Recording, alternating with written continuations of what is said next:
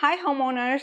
So you're thinking about selling your home, but you don't know where to start. Today, I'm going to show you my latest listing here in Redwood City and how I prepare this home to maximize the value of its sale. I'm going to walk you through the simple repairs I've done and show you how I marketed the home to draw the largest crowd to this listing, drive multiple offers, and get the highest price for my seller.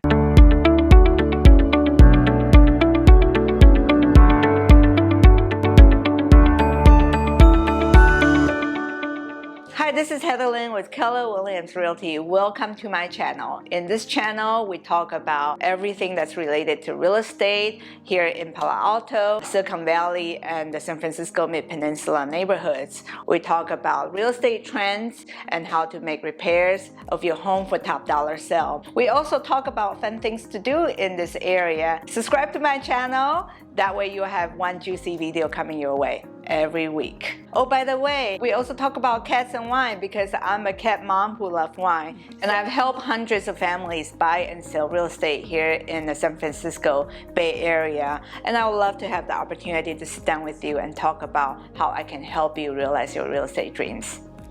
So let's talk a little bit about this home. It's a single family home. It's got 4 bedroom, 4 bath. It's about 2,100 square foot. My single engineer client bought it about 4 years ago. He has decided to sell this home because he wanted to move closer to South Bay, closer to his friends. He's still single. He wanted to be close to his community.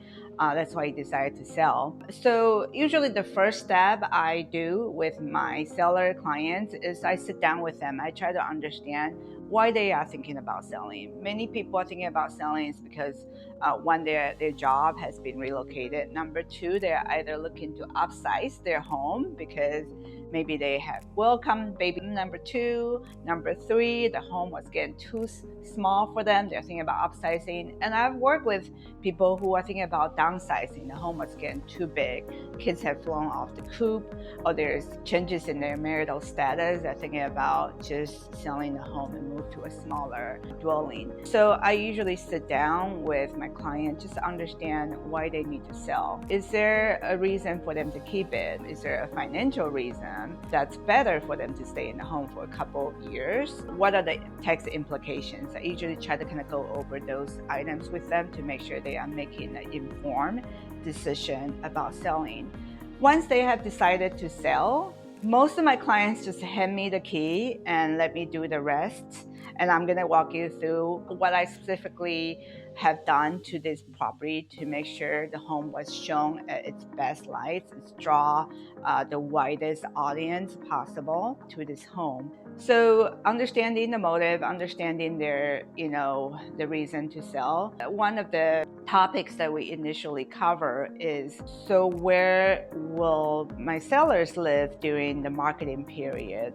I typically like to recommend that the home become vacant during the marketing period, simply because in this market, homes are selling really fast. We want to capture the broadest buyer base during the initial 1 to 2 weeks period and allow people to come at their convenience without even having to make an appointment.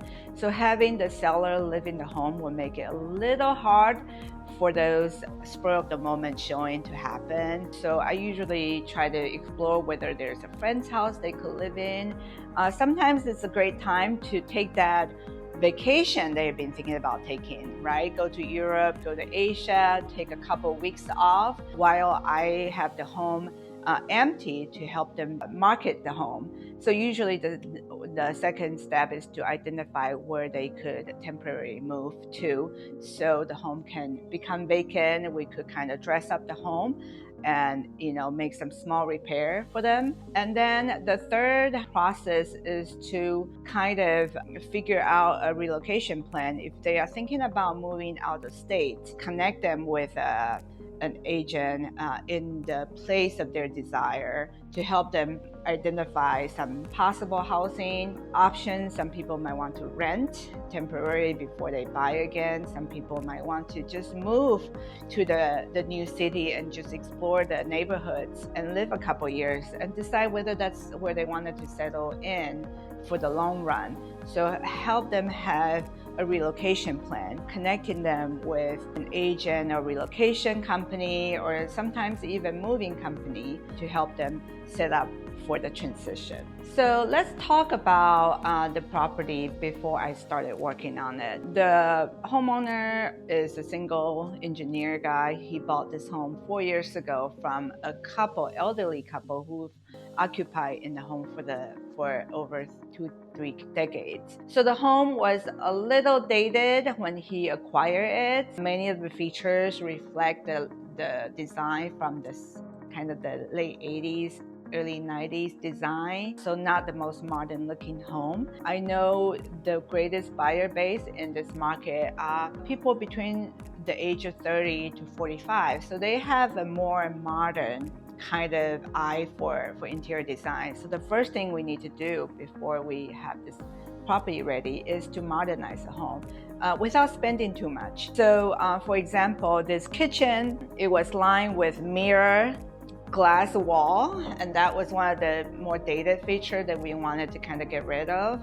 Also, the light fixture was this chandelier light that looks like it came from an 80s movie.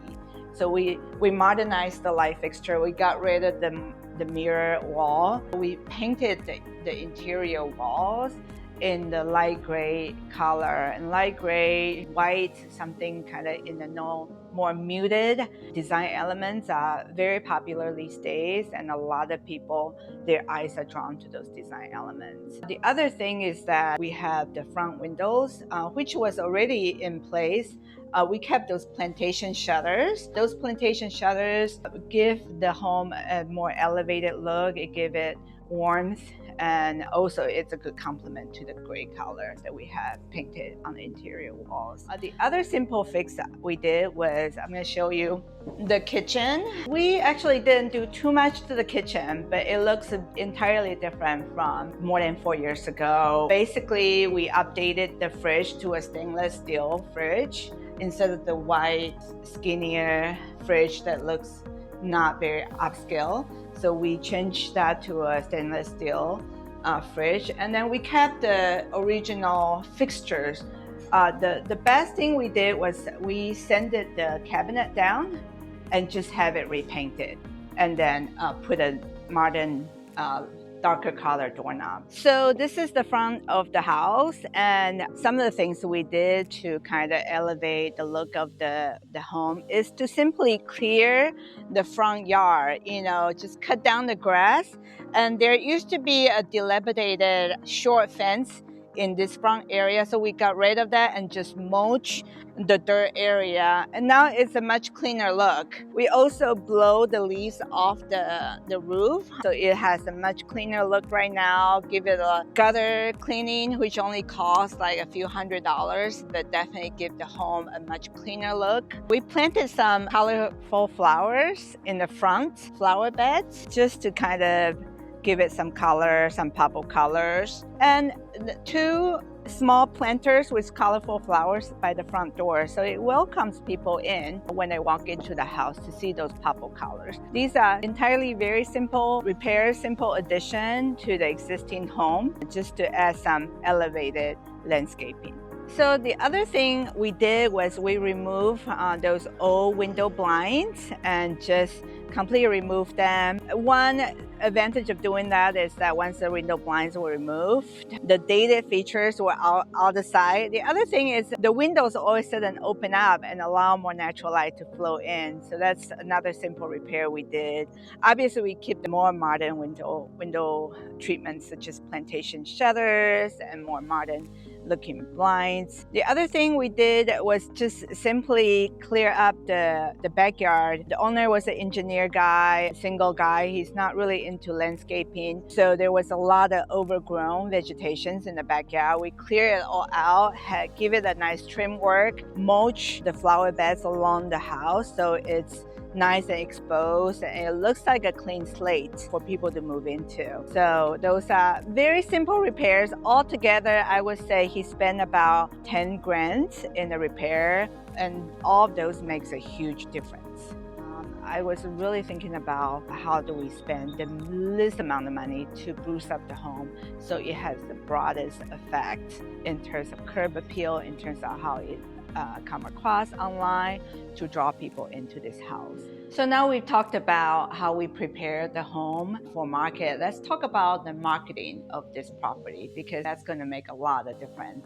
So once we have the home professionally photographed and videoed to highlight this home in its best light, we want to make sure that everybody sees this home. Anybody and everybody who's looking to buy in this particular neighborhood and have the budget that fits the price point in this home attracted to this house. So what we did is we created a dedicated property website in which 50 to 70 photos are featured. And then in that dedicated website, we have a 3D scan. And what that does is it allows viewers to walk through the home with a click of a button on their phone or on their laptop computers and get a really good idea of how the rooms are in relationship to each other. We also have a 2D floor plan that allow you to have a bird's eye view of how the home is laid out. All those combined with a Google map embedded in the website allow people to not only get to know the home, but know the nearby neighborhoods. Where are the nearest grocery stores? How is this home in relationship to major highway? Where are the downtowns? Where the public transits are located? So all of that information is given in that dedicated website. And we push that website out to all major real estate sites such as Zillow, Trulia, Redfin. So anybody who is searching on those real estate apps can come across our home.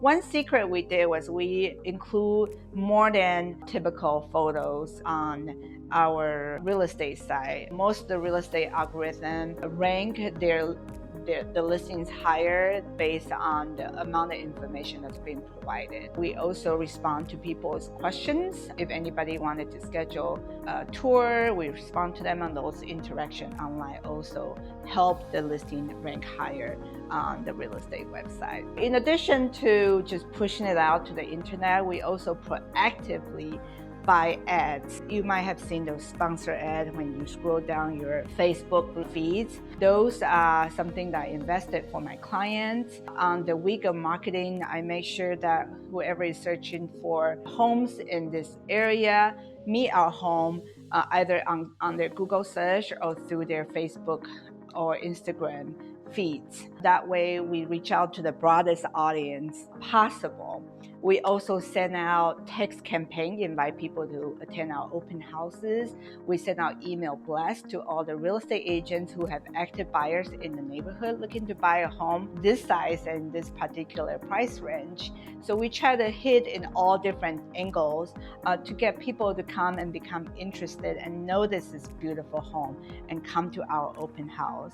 At our open house, we have somewhere between 10 to 20 for sale sign outs, pointing people to the open house from each corner, each direction of the main streets. So we usher people into this home.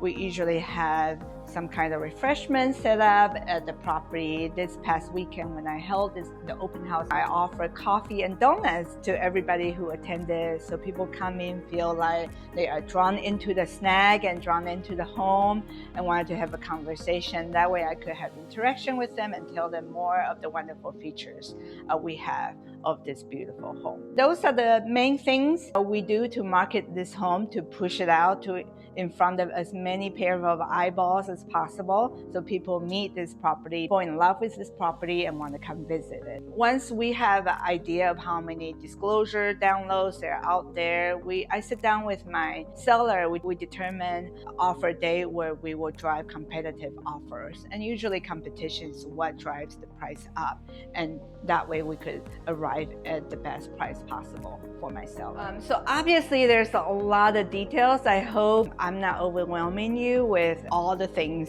we have done to get a home ready for sale. Obviously, I love to sit down with you, understand your unique situation, understand your property, and come up with a personalized plan that works for your property and your timeline. So if you're thinking about selling, I love to have the opportunity to sit down with you and just to kind of understand your objective and help you sell your home for top dollar.